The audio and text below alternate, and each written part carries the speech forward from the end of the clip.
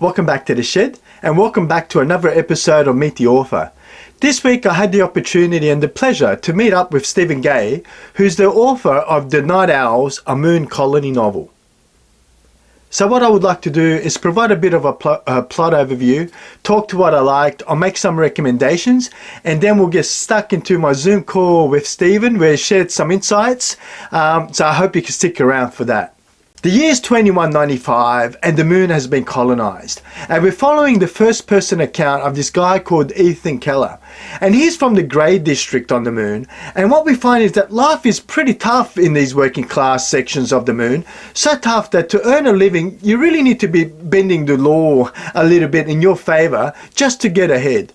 And to that means we find that Ethan has been throwing some rave parties, which takes us right back for some of us who raved in our youth.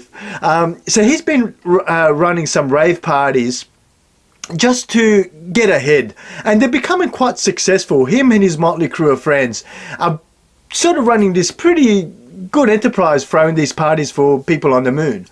Now, what we also learn is that life is difficult, and Ethan is really unapologetic when it comes to him having to bend the rules. And what we find is that he's actually stealing and making do, working with some shady underground characters just as a means to get ahead.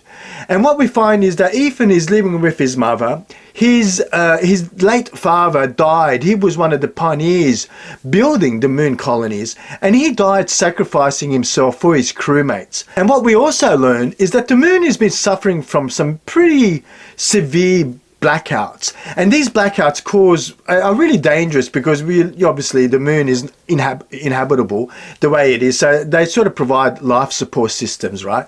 So and we find that these blackouts seem to be targeting the working class.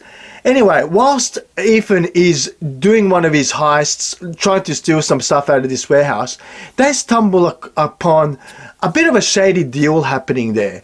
And what we learn is that they potentially are witnessing the result, or the cause rather, of these blackouts on the moon.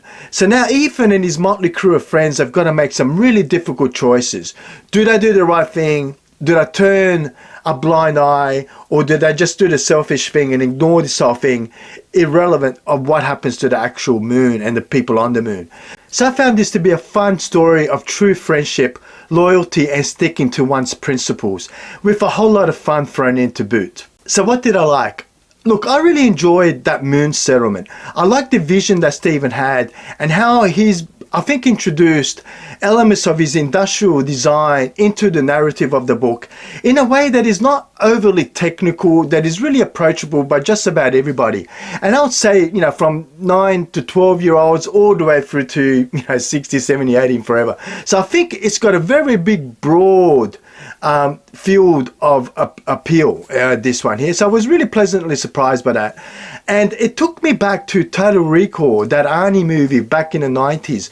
The Earth settlement really reminded me of that Mars colony, and I will ask Stephen during my interview around that and where he drew some of inspiration. But my mind kept going back to Total Recall. And because I think that's a testament to how well Stephen has described this lunar settlement, because you really do get a really good vision of what this world colony would look like. The other thing I really enjoyed is the concept of these domes. So Stephen's come up with this concept of these big concrete domes that house, industrial and commercial as well as residential housing. And I found it really interesting, and I really liked the built-in mechanisms, the built-in safety mechanisms for these domes and how that played a part in the overall narrative.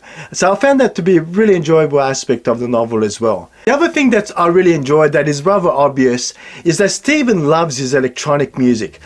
This is the only novel that I can honestly remember reading that it's got its own built-in soundtrack, which I found really entertaining. And on the back of my Kindle version, I noticed that Stephen also has a Spotify playlist of all the songs that are mentioned in this novel. So yeah, I really could envision this on a movie screen somewhere with the soundtrack playing in the background. So I thought it was really good creative writing by Stephen. I really also enjoyed the action scenes. I thought the pacing was really good. And sometimes I've criticized action scenes in the past where sometimes it's just too much info and it sort of loses momentum and I get lost in action scenes, to be honest. It's one of the things I really don't enjoy in science fiction. But I'm happy to report that I didn't find that with this novel. There are several action themes, but I've got to say that none of them bored me. Every single one of them I thought flowed really well. And it didn't suffer from what I've seen. Some of the bigger known authors that don't really appeal to me. I don't like those long drawn action scenes, right? But I do gotta say, I enjoyed the action scenes in this novel. What about the things that I didn't necessarily like? Look, there's not much that I can point at, really. It was a really interesting, fun read. I did like the first person narrative. At first, I gotta admit, I wasn't quite sure about that first person narrative, but it definitely grew on me. And I thought, yeah, I think you couldn't have really have written it in any other way. And it did grow on me. I did really enjoy it. The only observation that I'll make, and it's not a criticism, it's just an observation, is that the year is almost 2200, 2195. But these guys are still playing electronic music of the day. Now, look, that's not a criticism. That's just a fun observation. And I actually listened to the soundtrack multiple times because I found it took me back to my youth when I was listening to some of these, electronic music at the clubs, etc. So look, yeah, it's not a negative. It's just an observation. And I'd say it talks straight to my recommendations. So who would I recommend this to? Look, if you're looking for a fresh new start, I can't recommend self-published authors enough. There are some pearlers out there that are really interesting, that come up with some really great concepts. And I've got to say, I really did enjoy reading this novel by Stephen Gay, The Night Owls. So I would recommend it to people who do love the electronic music, right? If you're into that scene and you love your electronic music, there's a large element that just highlights Stephen's passion for that music, and I think it will talk right to you. The other recommendation is, it is Total Recall. I think if you're a fan of Total Recall, I don't know, there's something about it that my mind kept taking me back there. So I've got to say, if you enjoyed Total Recall and you're not much of a science fiction reader, I'd say have a go at this one, because it might be just the perfect introduction to science fiction, because I think it has all the hallmarks that makes it approachable and fun at the same time. The other books that sort of came to mind when I was reading this are things like Ready Player One, right? Because it really does have that camaraderie of friends on this quest to overcome some adversities. So I really did liken that to Ready Player One. I think there were definitely similarities there. And also The Expanse universe, right? So if you're a fan of the Netflix show or The Expanse, I think you'll also highly enjoy this novel. So look, that's a lot of talking and a lot of recommendations. So how about I switch over to the Zoom call and we'll come back straight after that for some parting words. Hi, Stephen, and welcome to the Sci-Fi Shed. Thank you so much for giving us more of your time that we had originally planned. Stephen and I actually met earlier in the week, and I had a technical glitch and things didn't quite go to plan. So I really do appreciate your time, Stephen, and it was a real pleasure talking to you, and I'm hoping we can recreate that. Absolutely. So, Stephen, I've just shot a video of The Night Owls, the Lunar Colony novel, the first one, which I think is a series of 5 novels, and you've just recently released your 5th novel, correct? That's correct. Yeah, the Night Owls 5 Distortion is on pre-release on Amazon, and it kicks off the last 3 books in the series. That's right, because we talked about, so I've just finished reading the first book, and it got me really excited about what's to come. So maybe can we get a bit of just, I guess, to set the scene, right? Do you want to just give us a bit of insight, your views? I've shared my views on the video, the full video, as to the plot, but maybe do you want to spend a couple of minutes giving us your take of the book and maybe some of the inspiration, where you drew your inspiration from? Yeah, for sure. So Night Owls 1 is a standalone novel, and it's about a cast of characters. The lead character is Ethan Keller, and they live in the future where there's an established moon colony. And then that from there kicks off the next 3 books, Night Owls 2, 3, 4, which is really a trilogy, and it introduces a new bad villain, Ezekiel Alvarez, and then book 5, Distortion, kicks off the final trilogy with an even bigger baddie. But it's really about And we talked about this. It's about friendships. It's about the main character growing and becoming more self-responsible. How the series kicks off is the lead character Ethan was born on the moon. He's had some tragedy in his life with his father passing, and he's really just throwing himself into just trying to have fun. This group of the Night Owls, they throw parties on the moon, and over the course of the first book, the first half is a little bit about them growing, trying to figure out how to get the party up and running. When they get kind of like thrust into a situation that they weren't prepared for, and that's like the second half of the book where they kind of hopefully overcome these obstacles to come out stronger as a team. Yeah, I mean that's one of the things that I really enjoyed about your novel, and we talked about, right? That's the beauty for me in science fiction is that we can really talk or write about anything we want, and my key takeaway from reading the first Night Owls novel was that it really is a book about friendships, about moral and ethical growth, and sticking to one's principles, which I just found very wonderful. Like, I mean, I love books like that that take you through that journey. And it was quite obvious when we saw young Ethan Keller going through that journey.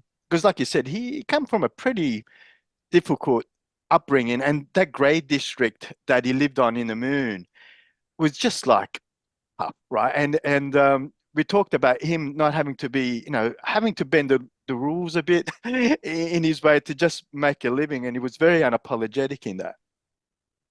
Yeah, like I think he's definitely not a perfect character. This is not like a superhero novel, even though they're thrust into impossible situations where they have to get out of. But yeah, he's struggling with the death of his father. He's struggling with that he needs to steal sometimes. He's obviously throwing illegal parties on the moon. And so, and they're breaking rules, I think. I won't get too much in some of the rules they're breaking, but they definitely take liberties in life. And it's interesting because he struggles with that through the course of the first book and even the series where, it isn't just black and white choices. It's very gray.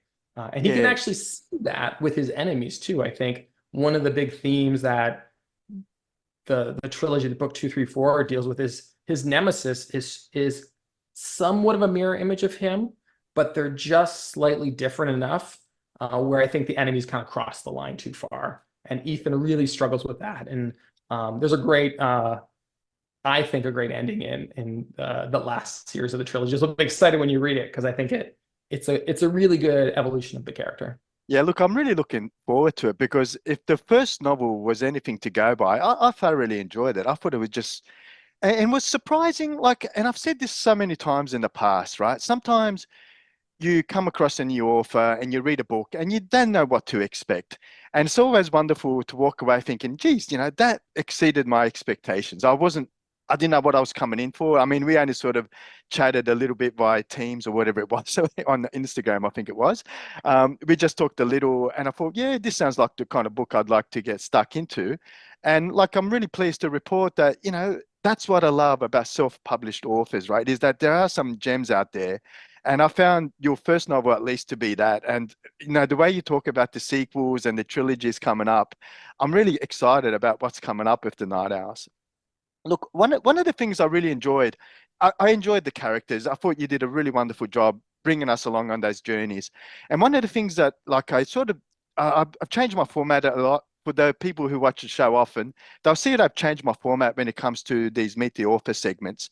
Because I don't really talk to criticisms, because I don't think it's fair to talk to criticisms when, they're very personal, those criticisms that I make. And when we're talking about large, big published authors, I think I can be as harsh as I need to be.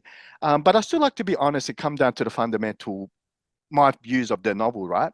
And one of the things that I noted is when I first started reading the novel, I started reading it, and I've had some really bad experiences with first-person narratives, with some really big published authors, right? And I started reading, I was thinking, please don't let it be one of those. Right? And as I started reading through it, I started to warm up to that narrative format, and I started to think, yeah, this is really cool, because it sort of does help you get into Ethan's head, which sort of prompted a question. What's your writing style, and what comes first? Is it the characters? Is it the plot? How would you go about writing a story like this? And how do you choose your voice, I guess? Yeah, yeah. Oh my God, there's lots in that question. So Yeah, break it down for us, I'm going Stephen. to try to break it down for you. So I'll start kind of how I started to approach this novel. For me, I had the idea about, hey, what would it be like if, because a lot of the moon-based stories, it's really big, it's epic, and this grows into being epic. But I wanted to start with just this ragtag group of friends. I think we all have friends in life, and who are just trying to enjoy their life. In this case, having parties, listening to electronic music. And I knew they wanted to, if they could do that, what would it be like on the moon? And it needed to be a big enough city. So I kind of started that broader plot. And obviously I knew there'd have to be some level of conflict where part of that plot, I constructed sort of the larger conflict for the characters. So I started with that. And then I started weaving in sort of these characters. So I played Dungeons and Dragons. I developed character sheets in theory for each character. And those characters really drawn from people in my life, friends I've known, people I've met, and I sort of shaped those characters. And then I just started writing it. I know we talked about this yesterday. There's like pantsers versus plotters. I'm definitely a plotter, a planner. I plan all that out in a structured format. And then I start writing. And then as I write each chapter, that's where the pantsing comes in, where the creativity, the ideas, and then I just shift everything around. And in terms of that narrative voice, which was kind of like the second part of your question, I did work with a development editor on Night Owls and actually through all 7 books. And we talked a lot about that voice first person. And I think you hit the nail on the head is we wanted to engage a user to get them to kind of come in and get into the mind of the main character. I hope this character is really relatable to most people. I have both men and women who read the book, and I think they both can relate because it's really interesting to get into that layer on how this person's dealing with their life. What are they thinking? What are their struggles? The main character has anxiety, so he taps his foot a lot, and so you get into that sense, and it should kind of pull you in pretty quickly. If that's something you're looking for in a book. Yeah, look, and I couldn't agree with you more. Look, some of my favorite characters, for example, Frederick Pohl's Gateway. I'm not sure if you read it, but the main protagonist is really an anti-hero. He's just so human and so flawed that I absolutely love that novel. It's ranking really well on our Sci-Fi Shed Ladder. I think it's number 2 or 3 at the moment. Because I love that, like where we have these characters who are thrown in, normal people thrown into extraordinary circumstances in a very dangerous environment like the moon is. And those novels for me are always very appealing. You mentioned the broad appeal. I want to maybe just touch on that again, because Yeah, as I was reading it, I was reading it for, I thought, you know what, I'd be comfortable giving this to my 10-year-old nephew or niece. yeah, Gender really didn't matter when it came to this book. And I sort of read and I thought, I can see this having that broad appeal from, 10-year-olds all the way to, Generation X or whatever yeah. the case may be, right? And post, right? And I really enjoyed about the novel is that it had a broad sense of appeal for me. And some of that comes back to, I think, the language that you used in the book and the world building as well. Um, I noticed when we talked yesterday, we talked a little bit about the language, which I thought was really cool. Do you want to just elaborate on that a little? Yeah, for sure. And I think so I tried, first of all, I think there's a few aspects. I tried to make the book accessible. I know we talked about this the other day. It's rooted in science, so it's not so space opera based, even though there's an element of it. I worked with someone who's at NASA, so I like vetted out some people who love hard science. But if you've never read science fiction, it should be accessible. And then I was really careful with the language too. Like I don't, we talked yesterday, I used the word frack instead of the more classic 4-letter word because I wanted Yeah. it to appeal to, you know, parents who maybe have teenagers or young adults, and they would feel comfortable giving it to them. And then I think that's the second aspect. And the third is like I worked really hard with my development editor. Her name is Lisa, and it's a cast of characters. Like Night Owls is not just Ethan Keller. It's Desi and Aisha and Marty and Suji, and like they all get richly developed. So I think the hope is that whoever's the reader, they can relate to one of these in characters because they're all important. They all kind of get swept through the story, and so hopefully you come out loving a secondary character or one of these other major characters. Uh, And I try to make Definitely. that more accessible too. Yeah, no, I definitely found that. And that's why I think in my review, I refer to them as the motley crew of partygoers, right? And they've all sort of gone through their own journey, and and I like it again. Even that, who was it? I can't remember the name, but she was portraying herself. Well, maybe let's stop it there because I nearly gave a spoiler away there. You know what I'm talking about, I Stephen. think I know what you're talking about. Um, Yeah. but I like the fact that even the main, antagonists, you think at one point these are the bad guys. What are they going to do? Have their own journey of transformation and revelation as well, which I thought was very cool as well. Yeah, yeah, I try to have some good twists and turns. Yeah. It's as a writer, it's fun to create twists and turns and unexpected things. I forget the author who said it. It's like you should know the outcome because it's not obvious, but because it's plausible. So it shouldn't just come out of like this crazy ending. So I try to keep it grounded while still keeping surprises up. And I hope the reader finds there's like good pacing to the book.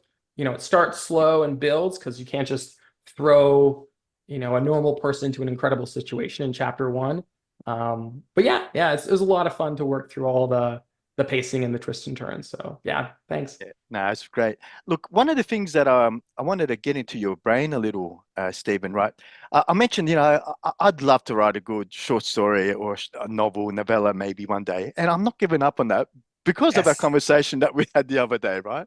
Yeah. Because you made a comment, you said something along the lines of every one of us is a writer. And do you want to go through that conversation? Because I thought it was very inspiring. I did walk away inspired by that.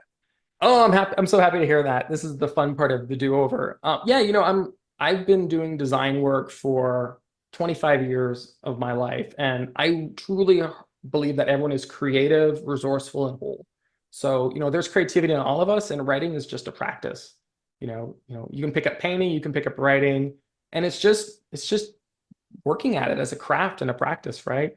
Yeah. Um, and Because you so, mentioned your, was it a high school or junior school teacher uh, who basically said you had no hope or something like that? Yeah, back in when I was younger in school, like my teacher said, you shouldn't write, you're not good at it. And that kind of stuck with me. And so, even though this was an external person to me telling me this, I held that belief for a long time. And only when I wrote my graphic novel, I wrote a graphic novel before Night Owls. Um, that was my entry into writing. I'm like, this is so much fun. Like, why am I not doing this? And Yeah. that's when I was like, I'm going to write a sci-fi novel. And then 7 sci-fi novels later, this is where I'm at. Okay, So and I absolutely loved it. It's almost like had you like them apples to your previous school teacher there, and I yeah, hope they get to watch the show to see just how far you've come because I thought it was a really great novel. Um, yeah, so I really liked the cast of characters. I thought they were relatable. I thought they were enjoyable, and I did like the journey that they had to go through, right? But the other thing I really enjoyed was that world building element. And I remember we talked about the fact that you've got an industrial design background, and I wanted to know just how much did that play a part into the lunar world building? Because I really found that to be really nice. Like I just felt again, it was as believable as the characters, when I went between the different hatches and stuff. Would you like to share your thoughts on that? yeah, for sure. And for your audience who doesn't know what industrial design is the product of everyday things. It's cell phones, it's furniture, it's your car. So it's industrialized creation of objects. And since my industrial design degree, I've moved into user interface, how people use products. And for me, like when I was envisioning the world, just because I have that that mindset, yeah, I was always pressure testing the objects they interact with. They have a contained atmosphere pressure suit. We call it CAPS in the story. How that was going to work, how it would talk, how it would function. Obviously there's a fashion aspect to it in the book, so I thought through that. And so I always kind of pressure tested that. And industrial designs are part of the school engineering, but we work a lot with engineers. And so, that's I alluded to that earlier. Like I reached out to people in the industry and I was like how is it going to work with the regolith dust? And I talked to someone at NASA and they're like, that's a huge problem. So when I wrote about the airlocks, I made sure to communicate when they step through the airlocks, it sucks the regolith dust off you. We dug into the main power source in Night Owls is helium-3, which has been talked about quite a bit in reality of being a viable source for energy for fusion. So that's the main energy source. There's always pressure testing. And I thought of something last night that I thought was also related to industrial design. I really wanted to dig into some of the branding in the book. Right, I don't know if yeah. you picked up on some of that, Well, but give us like, an example because I may have, but I might not have linked the two, if you know what I mean. yeah, like it's little things like, Ethan's favorite drink is Rev. Oh, And yeah, it's like, that's right. Yeah, I do yeah, recall things like that. Yeah, the branding. Yeah, that's right. Indeed, the branding did come up a few times in that. yeah, And yeah, yeah. yeah, that brings me to my next question, but please continue. Yeah, and I think it is all part of that world bit building. We have brands in our life, things that are our favorite. Like I know what kind of beer you enjoy. I love good beer. And so I created Solaris as the beer on the moon. That's their Yeah. local brew. And you just kind of gets into your hopefully of your appreciation of the story. Yeah, and I think it does. And that all goes into the world building, right? Because you can see these guys, having their Revs or their Solarises and you're getting into that world. And I made mention of the fact that as I was reading through it, I kept going back to Arnie's 90s movie there, Total Recall, right? When they're on the moon. And that imagery kept coming back in my mind. And I mentioned that I think it was testament to just how believable the world was because I got that vision, right? I could see it on television almost. And, okay, it's not Mars, but it's that moon colony. And I could just really envision what it would look like, especially those domes that you came up with. Yeah. Yeah. I know Total Recall's, I love that movie, and Arnold Schwarzenegger is fantastic in it. Not to say anything about the remake, but the original is better. And yeah, I think with Total Recall, there's this underground resistance, this sort of like, gray zone for to say the least. And there's that same element on the moon. And there's an entertainment district. So you kind of get that vibe. One of the semi villains is Sonny Roberts, and he runs the club and he runs Yeah. the underground, so you get that kind of vibe. I can see that. I'm Yeah. glad that you kind of pick up that similarities, even though I think I pulled from lots of sources. And I think I told you yesterday, like by book three they go off to the moons, or they go off to Mars, so you'll get even more of that vibe in book three. Yeah, I'm sure I would. And I'm really honestly, I mentioned yesterday my TBR, TBR red list is just getting bigger and bigger. Every time I talk to someone, I think, gee, I just hope to live to 120. Um, Look, and we also talked about one of the highlights is obviously your passion for electronic music, because that Yeah. comes through quite a fair bit in a novel. And I like I mentioned, it's one of the only novels, I'm pretty sure I've not come across it before, where the novel's got its own built-in soundtrack. And again, I think that helped with me envisioning this on a big screen, because I just, every scene, every sort of, tense scene, or I had this wonderful soundtrack that I listened to a few times. And I was asking the question, Ethan Keller, how close is he to Stephen Gay? Yeah, yeah, for sure. I grew up. I'm from Canada originally. I grew up in Toronto. I went to the Canadian rave scene in Toronto. I went to parties. I still go to parties. I've been to Burning Man multiple times. We have a party in Toronto once a year. So I love that scene. I love the community, the friendships I've gained out of it, the party like atmosphere of celebration. And like, yeah, absolutely. I think that feeds into the Night Owls and Ethan Keller. Yeah, who doesn't like a good electronic dance beat music? And I had so much fun matching the music. And I would say I worked with someone from EDM. It's a website, electronic music website. Sorry, Stephen, do you want This to guy just Nick, and we repeat worked on the that? soundtrack together. So do you mind just Oh, repeating that? I think we um, had a bit of a lag and I missed the crucial bit.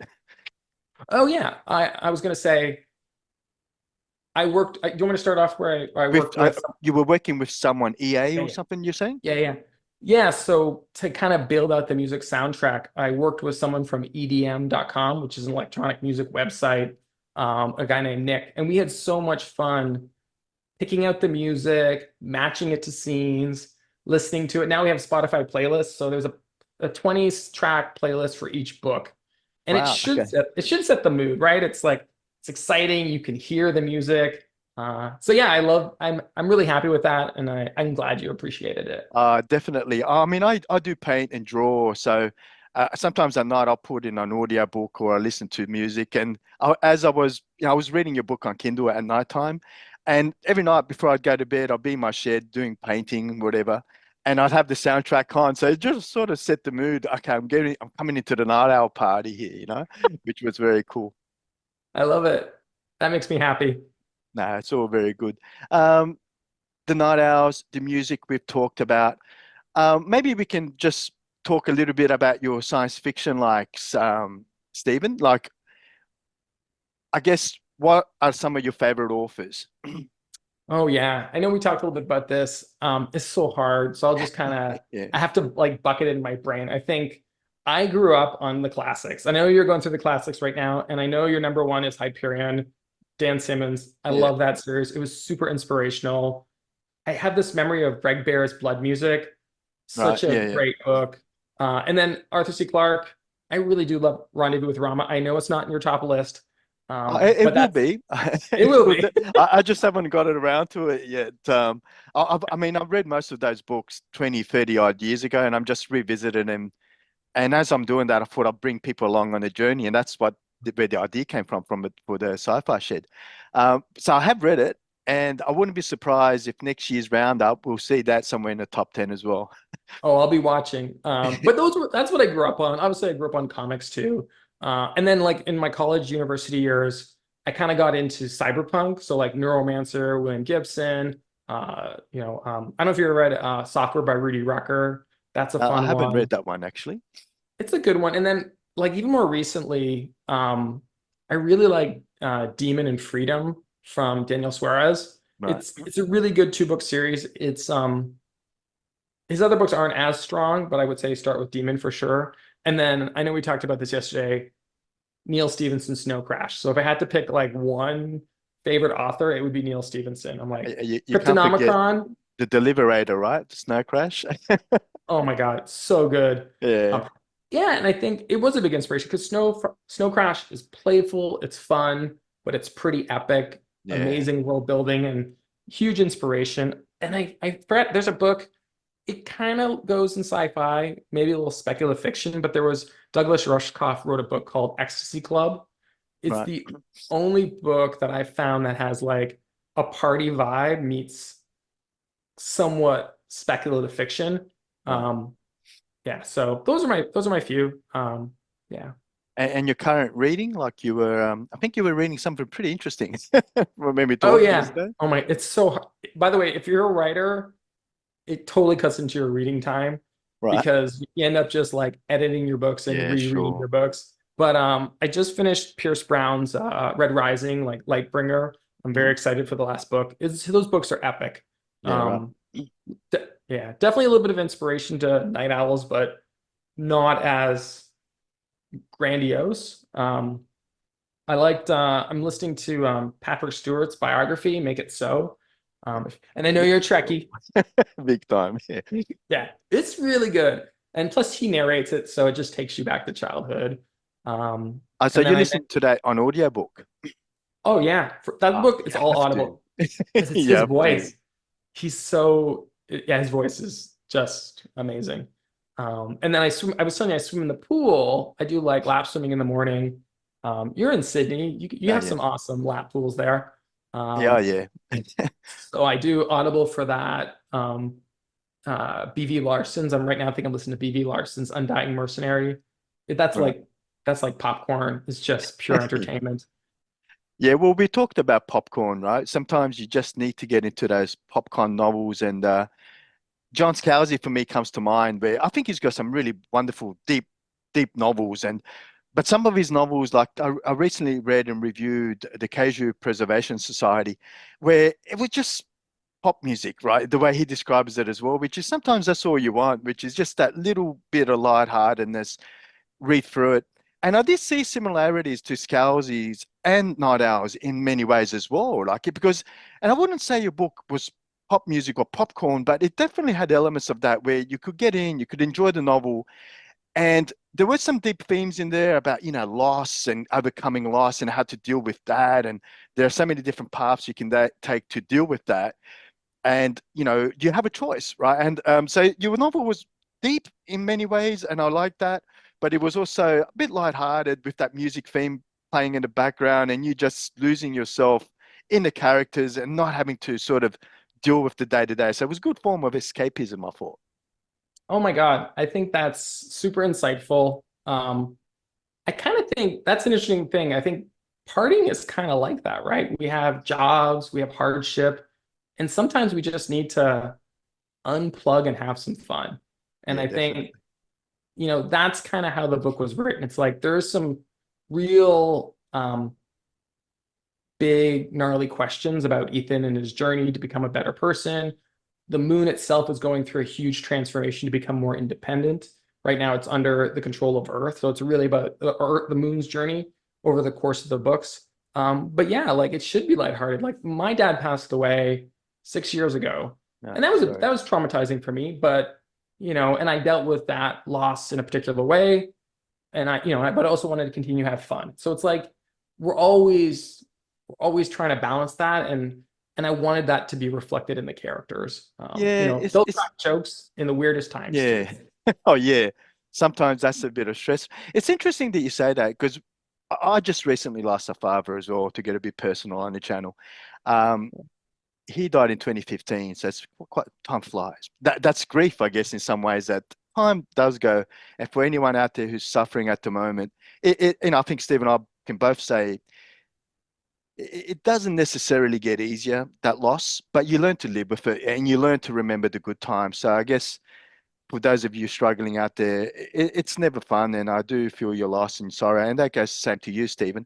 And I did see that reflected in a novel, right? And I thought, I went, again, it was relatable, right? I've been in that situation where you're asking those difficult questions and why, and you see that journey through Stephen, not through Stephen, I guess, to an echo of Stephen in Ethan Keller, right?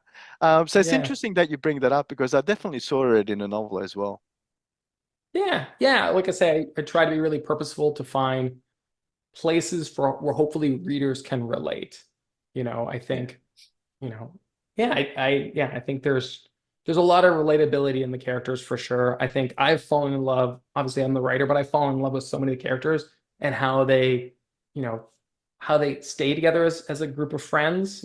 Really Night Owls 1 is about them coming together Yeah, as one group to be more than just partiers. And then obviously as the stories progress, they get fractured and they become not as good friends as they could. And so you see that tension. And I think we've all had friends where we've had falling outs. yeah. And I think, yeah, I'll be interested to see how you relate as you can if you continue to read. I So will definitely continue. How can I not? It was really a great build up, and I know you talk highly of the sequels coming up. And I got the running out of time Zoom thing, dang it. And I did see your pointers about what was it, something .fm, but I'm going to look into that a little bit better. But look, it was so wonderful talking to you, Stephen. Thank you so much again for your time. So if people wanted to get in touch, I noticed you have a website, stephengay.com, I think it was. yeah, you can get to me through my personal website, stephengay.com. We also have a website, nightowlsnovel.com, that you can link through that through Stephen Gay. And then I'm on Facebook, Instagram. And I'm honestly, I love connecting with readers. Send me your thoughts, tell me what you're interested, even if you just like the soundtrack or the cover art, which I think I have a really great illustrator. Ping me, I'm happy to hear about it. Which was wonderful, by the way. And is it okay if I use it as the thumbnail picture? Because I thought that was just Oh, wonderful. yeah. Live distortion cover just came out, so I love that cover. It's uh, Yeah, so they we make might some use trips it to as a bit Earth of a too. thumbnail because I thought that was really good. So your book, I believe, I mean, I bought my personal copy on Amazon, so it's available on Kindle definitely. You also mentioned paperback, Stephen. Where can the people get that? Yeah, right now you can get it Kindle Unlimited, and paperback from Amazon. I also have Audible out on Amazon, but I'm using Amazon's virtual voice.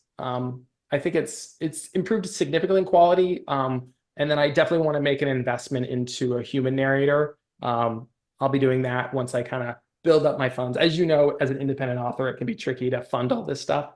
For sure. But it's great and it's accessible for other people, which which made me happy because not everyone can, not everyone has access to read stuff So visually. So the Audible, the AI Audible translation, with that's the right word, that's available for audiobooks. yeah, Oh, it's okay. only in the US for now. It's a beta Okay. program. I did struggle on whether I wanted to do it or not, but at the end I said it was worth it for the short term. I think Amazon only has it in the US now, but it'll eventually, I would imagine it would scale out globally. Yeah. Okay. Well, look, I'll keep an eye on that because, like I said, I do like to listen to books orderly sometimes as I'm, exercising and doing whatever. So I'll definitely keep that in mind. You Yeah. also, Oh, sorry, go oh, go on. ahead. No, go ahead. I was just going to say we're just about out of time. Look, Stephen, thank you so much for giving us your time, double fold. I really appreciate it. And it was, look, a wonderful pleasure talking to you. And I'm hoping that with time, as I get around to the sequels, maybe we'll do a wrap up of the trilogy. That might be a nice way to touch base one time again. So I'll let you know as I'm getting along and doing what I need to do as far as my reading likes. Um, but to our fans out there, the Sci-Fi Shed listeners and watchers, Stephen did mention that he might monitor the chat for a couple of days. If you have any questions, if you want to ask, have some insights into what it's like to be a self-published author, where would you begin? Any comments or questions or uh, whatever around the actual Night Owls book itself, please drop a note down below, and I'm sure Stephen will be able to get to him at least at some point in time.